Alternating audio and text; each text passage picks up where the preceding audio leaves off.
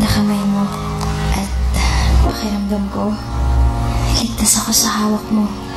Tiwala. Hindi ko alam kung ano nangyayari ngayon. Pero magaan ang pakiramdam ko. Magaan.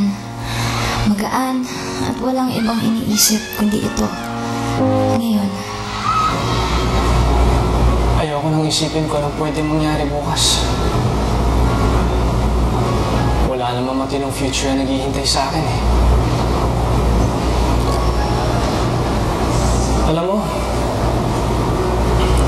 ang totoo nga yan, hindi ko na iniisip ang hinaharap. Ang mahalaga na lang sa akin kung ano nangyayari ngayon.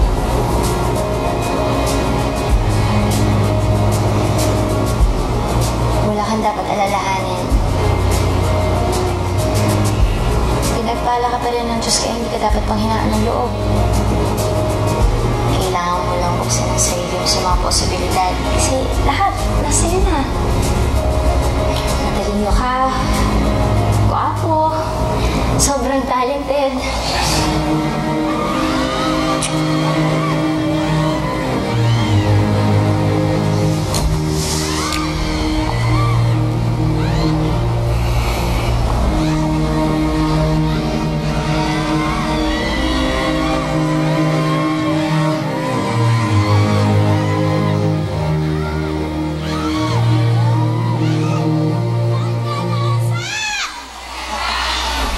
Masarap ma-in love ang makatagpo ng magmamahal sa'yo.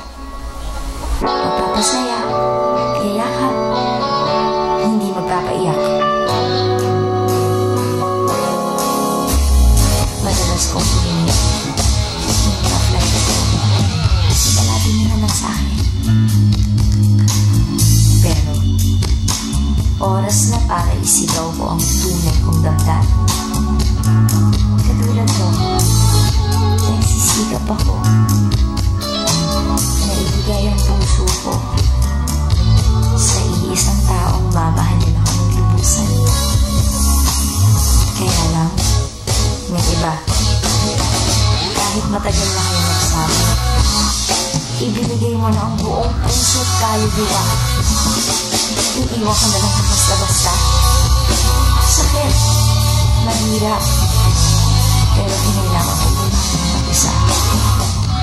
Oo, ako'y babaeng malalat. Pero hopeless na nagkatan ako. Ako si Bianca Q.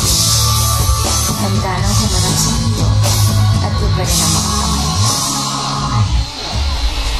If you want it, I'll be